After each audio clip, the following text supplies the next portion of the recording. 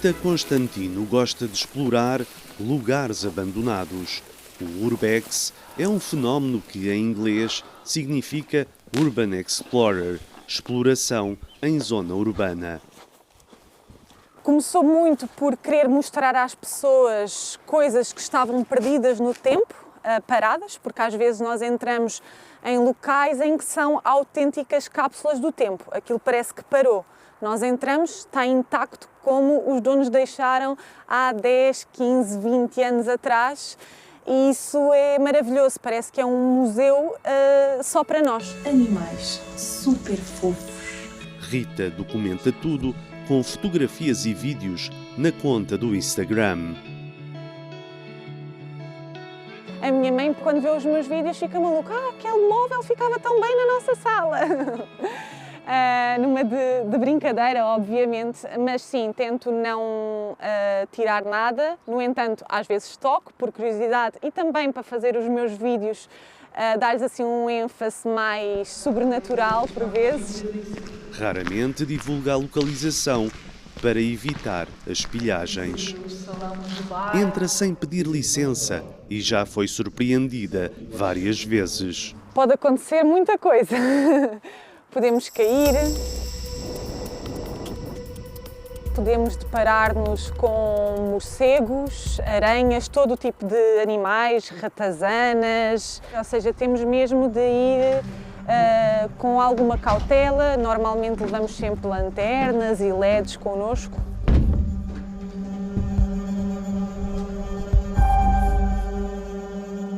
A RTP visitou locais históricos degradados. Alguns destes monumentos estão classificados pelo Estado, mas isso não impede que sejam alvo de atos de vandalismo. Queremos saber se estamos a preservar bem o nosso património.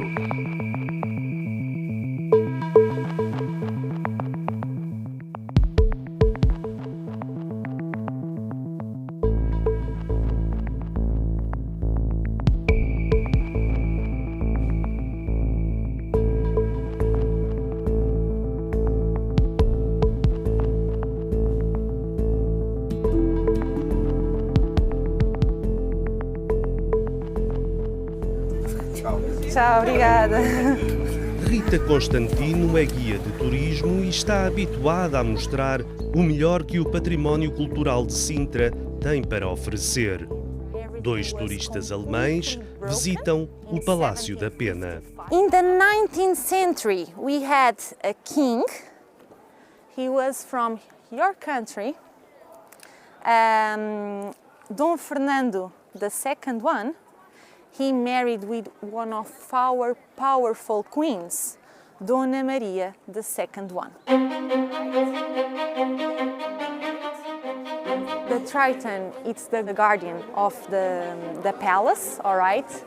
And if you see on the head, you can see the heart. In his beard, you can see the fire. On his legs, you can see the water.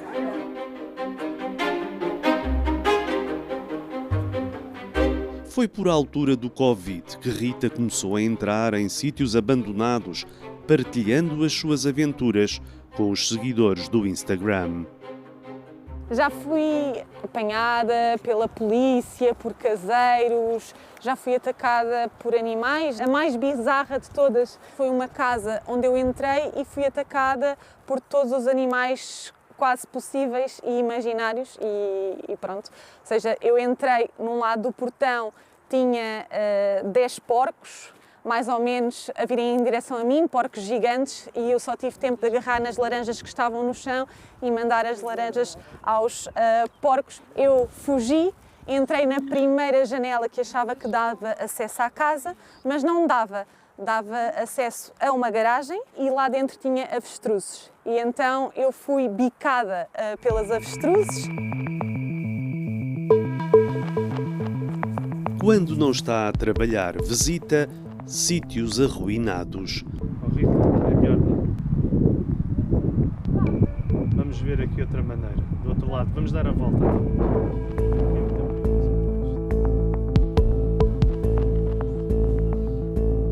Não é a primeira vez que Rita explora o Palácio do Rei do Lixo, em Coina, no Barreiro.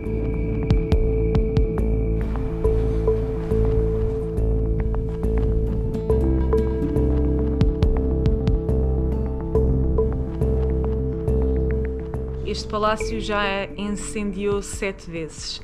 Dizem que é o palácio mais assombrado aqui da margem sul e que sempre que há alguém que toma conta da propriedade e tenta recuperar o palácio arde. O imóvel é propriedade de um particular e está abandonado há várias décadas. Eu descobri que o proprietário era um comerciante que fez uma grande fortuna a vender e a comprar lixo e que, para ostentar essa sua fortuna, vai construir este palácio. Vem aqui buscar a cortiça. Pois é. Pelo menos estes sobreiros.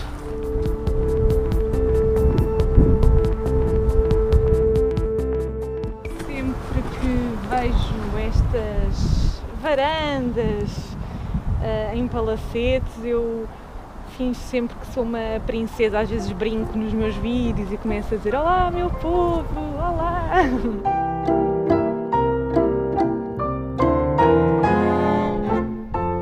A próxima paragem é na imponente estação ferrofluvial do Sul e Sueste. Também está localizada no Barreiro. Inaugurada em 1884 no reinado de Dom Luís, o edifício é hoje uma estação fantasma.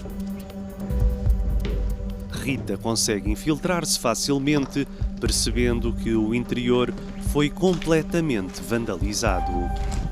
Ainda não tinha vindo aqui, foi a primeira vez que vim aqui e pensei que estivesse em melhor estado do que aquilo que efetivamente está. Sobe aos telhados da antiga GAR com vista para Lisboa. A estação foi utilizada por gerações de passageiros que apanhavam o barco para Lisboa ou o comboio para o Algarve. Espetacular! Pois à noite parece que estes sítios ainda se tornam mais misteriosos. E também porque isto é um lugar onde se podem estar também sem abrigo, não é? Porque nós entramos tão facilmente que eles também podem entrar e ficar aqui, porque isto é gigante.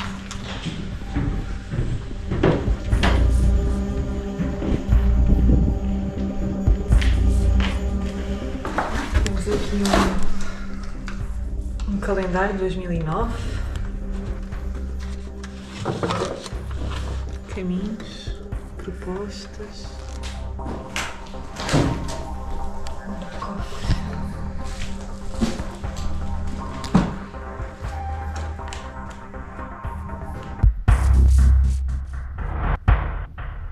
Está encerrada desde 2008. Um novo terminal foi construído a 50 metros de distância, quando a antiga estação podia ter sido reaproveitada.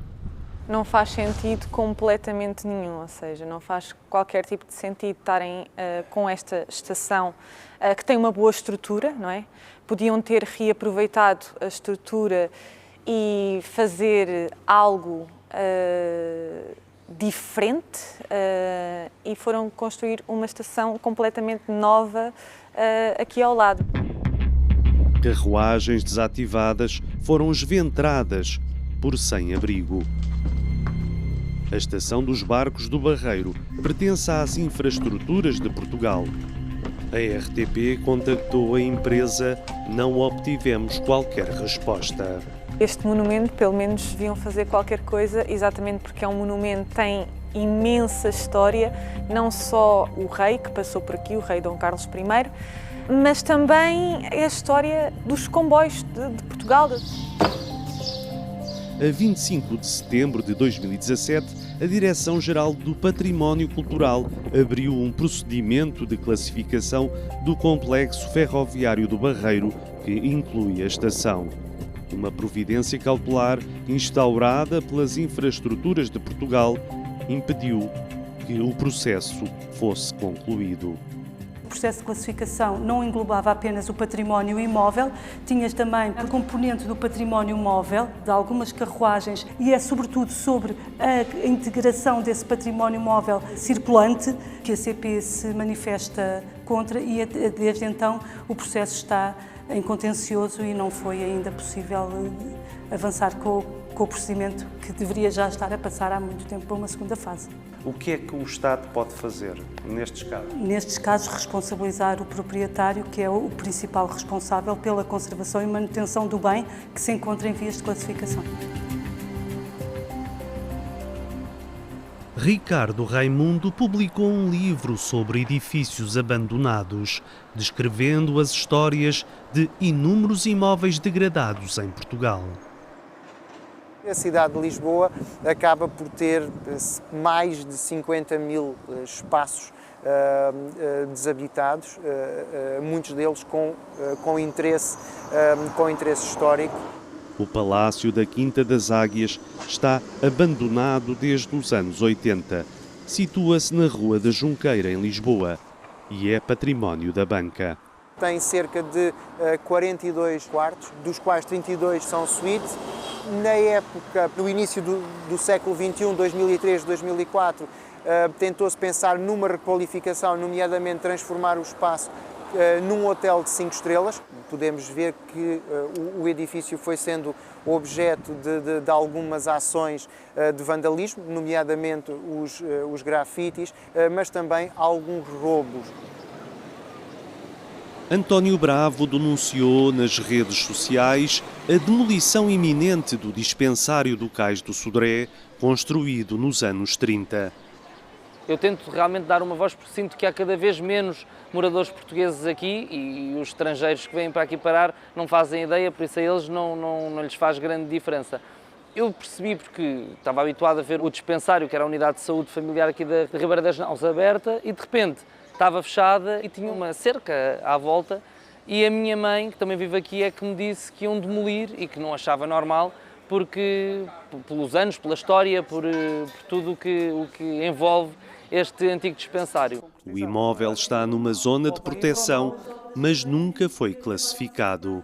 Trata-se de um imóvel que não está classificado per si, não está incluído no conjunto da Lisboa-Pombalina, classificado como interesse público, e faz parte da sua zona de proteção. Não tinha interesse histórico? Não teria um interesse histórico da sua existência, mas não tinha uma proteção significativa e individual. A nova solução arquitetónica tivesse em conta não um pastiche, porque não era isso que se promovia, mas uma linguagem arquitetónica contemporânea que não chocasse também com a envolvente, que estamos numa zona de proteção do conjunto da Lisboa-Pombalina.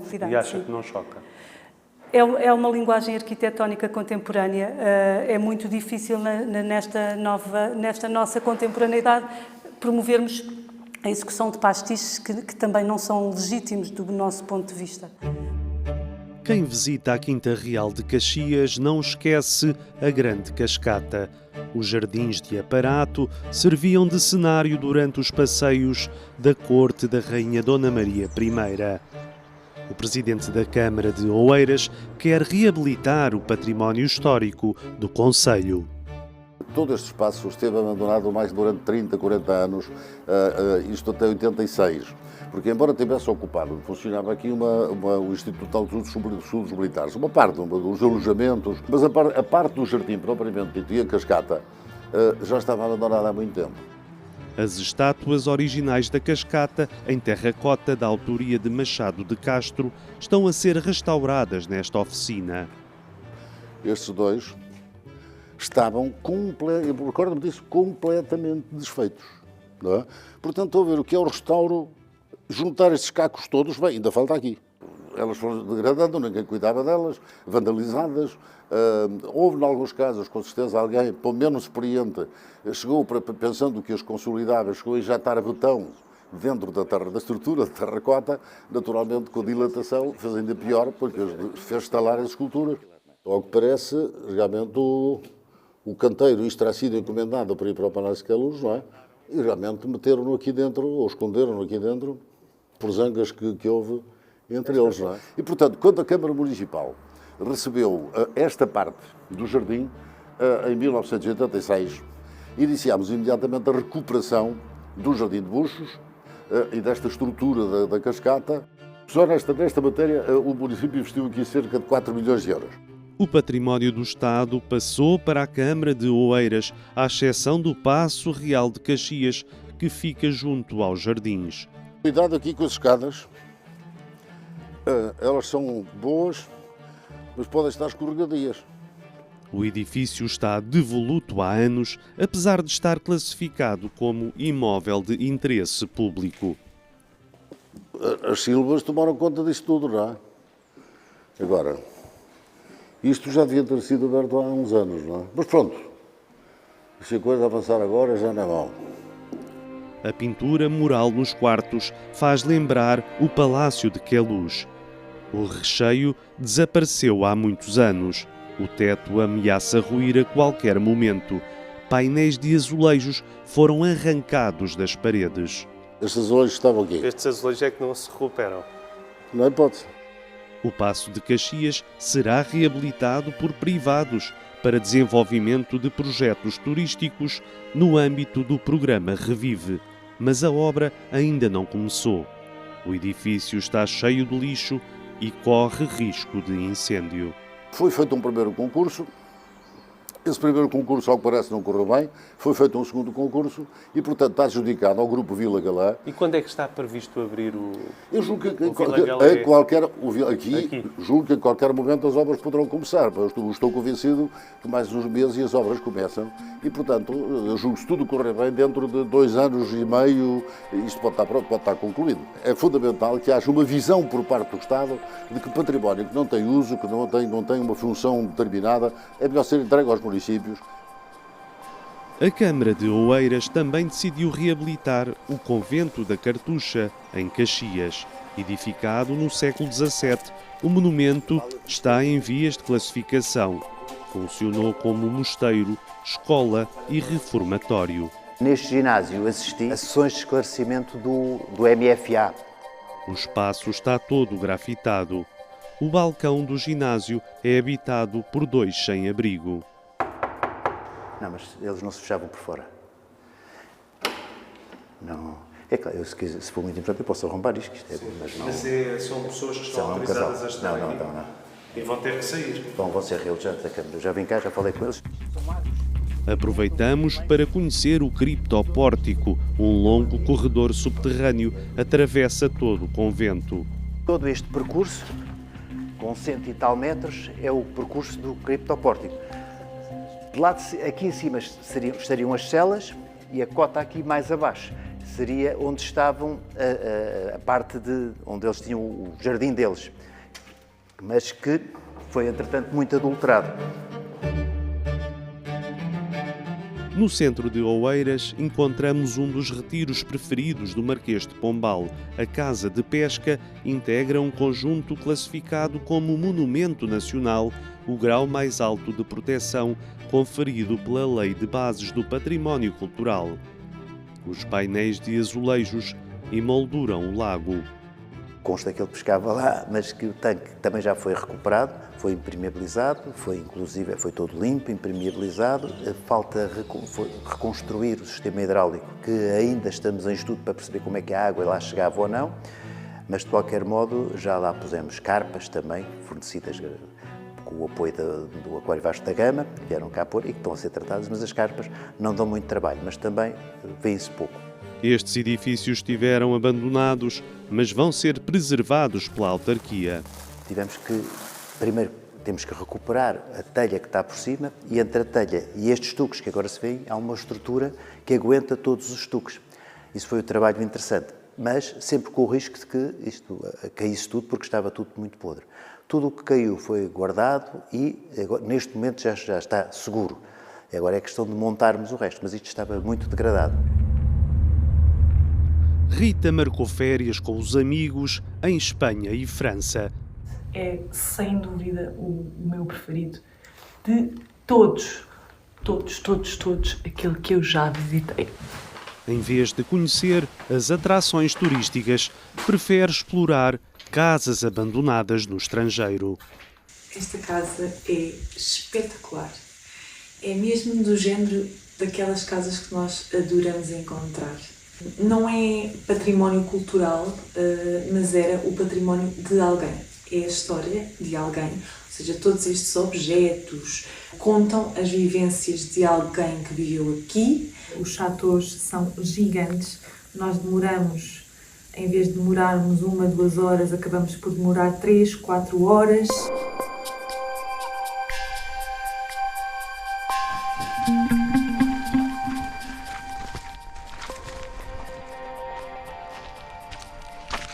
No seu livro, Ricardo Raimundo conta curiosidades sobre imóveis desocupados, como o extravagante palácio da Disney em Sintra. Foi a primeira pessoa em Portugal a vender um computador pessoal e a partir daí fez uma grande fortuna que fez com que construísse esta casa onde terá gasto mais de 10 milhões de euros. O mais curioso deste edifício é uma réplica daquilo que é o palácio da Disney em Paris, para a qual o proprietário chegou a pedir uma autorização, ele chegou a escrever à direção da Disneylandia Paris a pedir a autorização para poder fazer uma pequena réplica e, curiosamente, em resposta, teve não só a autorização, como também várias fotografias e até mesmo uma pequena planta do palácio.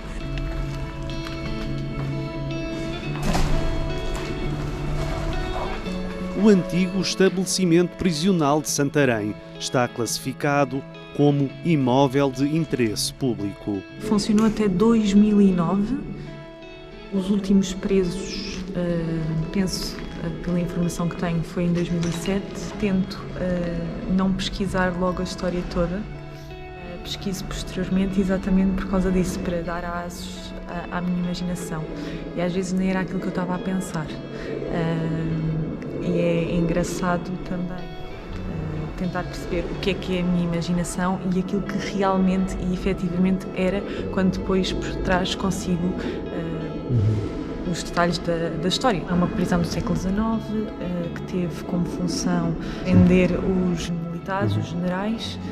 Isto poderia ser o local onde os guardas estavam, não é? Acho que também poderia ser, por exemplo, um sítio onde eles pudessem receber visitas. Pelo menos isto é o que eu vejo nos filmes, não é?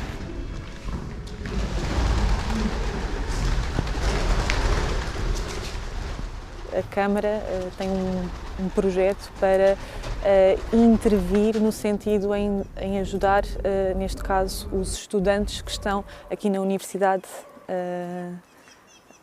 da própria cidade em si. Para servir como habitação. Exato. Na mesma região, Rita descobriu uma quinta abandonada.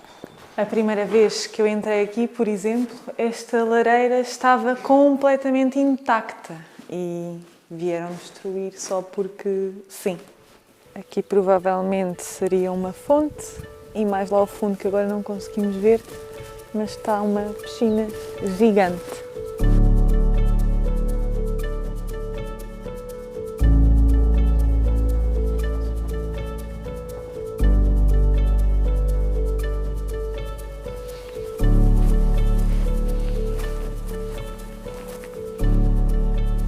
Aqui já temos algumas intervenções a nível de grafite, mas ao contrário de outras, estas aqui notam-se que é para mostrar a sua arte e não só apenas para danificar o local, não é? Quer entrar nesta casa, mas surge um imprevisto. Houve um senhor que é um dos donos da casa que está responsável pelos terrenos que estão à frente da casa e, entretanto, a casa não pertence só a ele, também pertence à irmã dele e como não existe a autorização da irmã, só ele é que está aqui, não se pode entrar. Decide conhecer outra moradia na vizinhança. Estes motivos religiosos há sempre muito.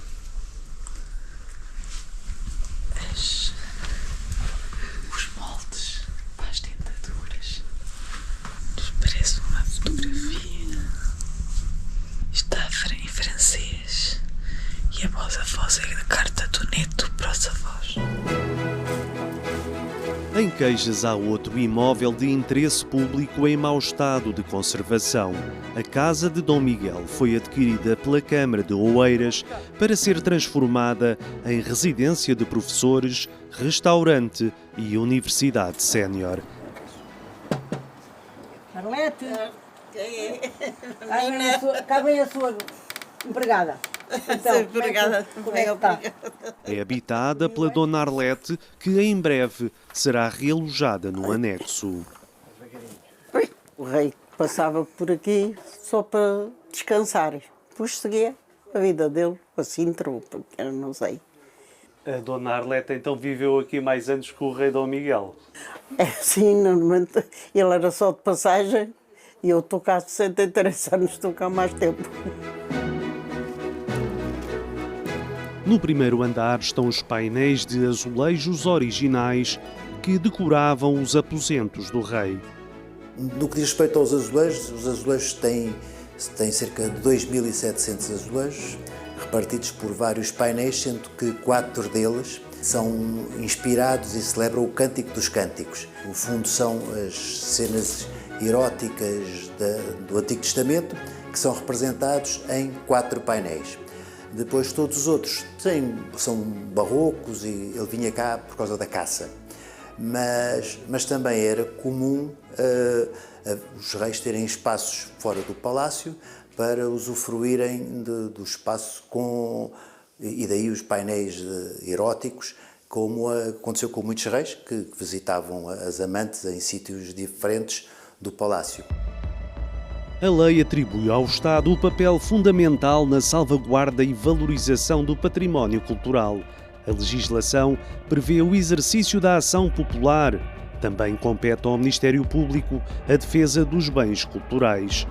Mas será que a lei está a ser cumprida? Temos um universo aproximado de 4.000 imóveis classificados em território continental, não estamos a falar das regiões autónomas dos Açores e da Madeira. Compete aos proprietários uma conservação periódica de 8 em 8 anos. É o que prevê a lei. Na própria Lei de Bases do Património Cultural está inscrita a obrigatoriedade dos detentores de património classificado promoverem a conservação desses bens. Quando isso não acontece, compete à Administração do Património Cultural interceder junto dos proprietários para que promovam essas obras de conservação. Questão que fazemos com alguma regularidade, não que provavelmente com a regularidade que gostaríamos todos de que acontecesse.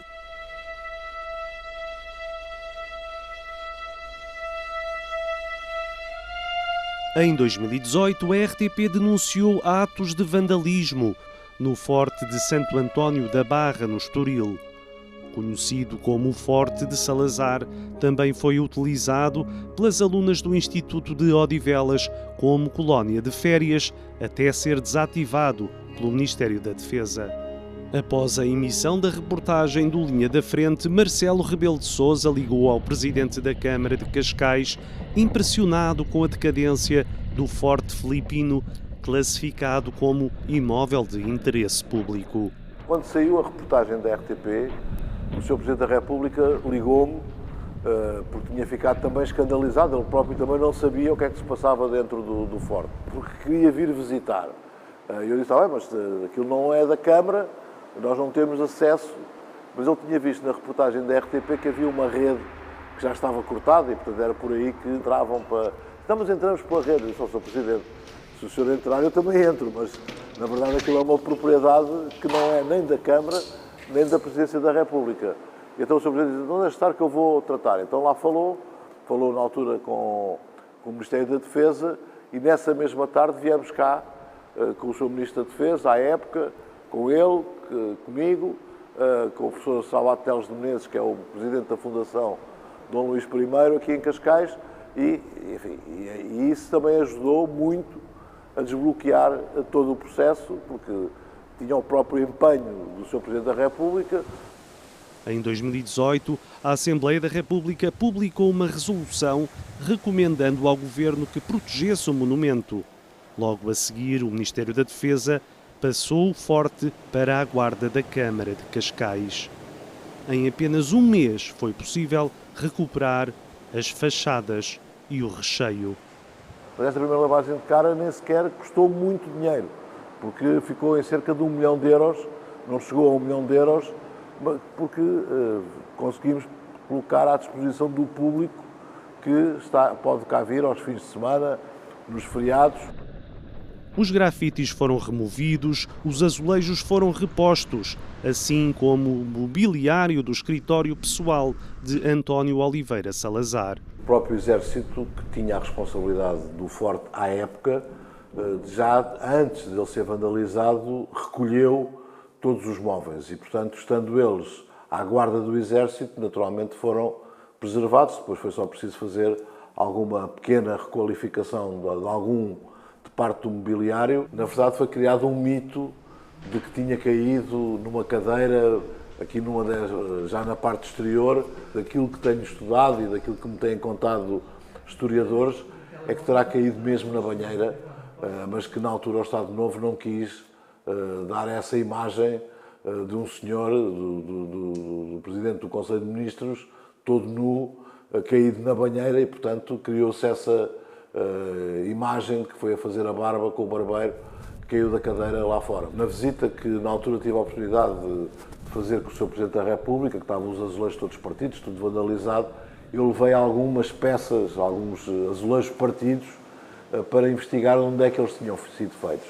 E os nossos colegas descobriram que eram da Viúva Lamego. Entrando em contacto com a Viúva Lamego, eles tinham exatamente os mesmos moldes, os mesmos desenhos em arquivo e, portanto, reproduziram exatamente igual àqueles que cá estavam. A fortaleza quinhentista da Nossa Senhora da Luz fica junto à cidadela de Cascais. Já esteve aberta ao público, mas encerrou por falta de condições.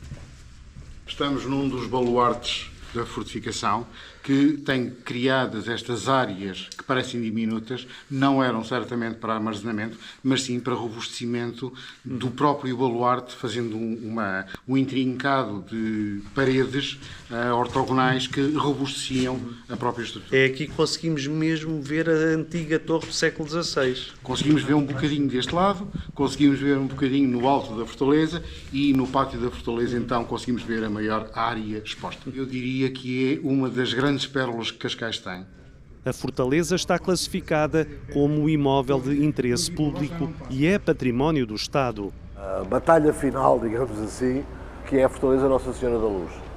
E por isso é mais uma complicação, porque estava no Ministério da Defesa, já passou para o Ministério das Finanças e ainda não conseguimos desbloquear.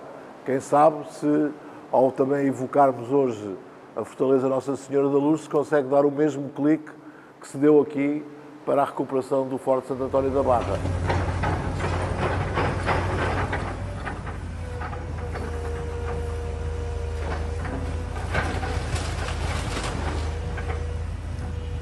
O dispensário antigo do Cais do Sodré foi demolido nos últimos dias para dar lugar a um centro de saúde. Questionada pela RTP, a Câmara de Lisboa, presidida por Carlos Moedas, diz que se trata de uma decisão tomada durante o anterior mandato autárquico. A aprovação incluía um parecer favorável condicionado da Direção-Geral do Património Cultural, com condicionantes arqueológicas e de conservação patrimonial, o que não impediu a demolição. Eu acho que é um bocadinho a sensação de impotência de será que nós, enquanto moradores, enquanto lisboetas, não podemos mesmo fazer nada, não podemos, quer dizer, acabamos por ver a história a ser apagada e nós temos que ficar em casa, olhar pela janela e olha, não podemos mesmo fazer nada. A justificação da Câmara não convence toda a gente. Eu acho que não faz muito sentido, porque independentemente de ser uma decisão de quem estava no poder antes, eu acho que a pessoa que está agora tem poder suficiente para poder revertê-la. Rita Constantino visita o que resta do Palácio de Pinamanique, em Manique do Intendente, na Azambuja. Também está incluído na lista de património do Revive, mas equaciona-se a possibilidade do imóvel vir a ser retirado do programa devido à reduzida apetência turística. A guia de turismo vai continuar a explorar monumentos abandonados para ajudar a salvar o património. Depois de eu começar a publicar e da minha página a ter cada vez mais visualizações, os vídeos também nas redes sociais terem mais visualizações, eu comecei a perceber se calhar tinha aqui alguma influência no sentido de poder ajudar a preservar o património do nosso país.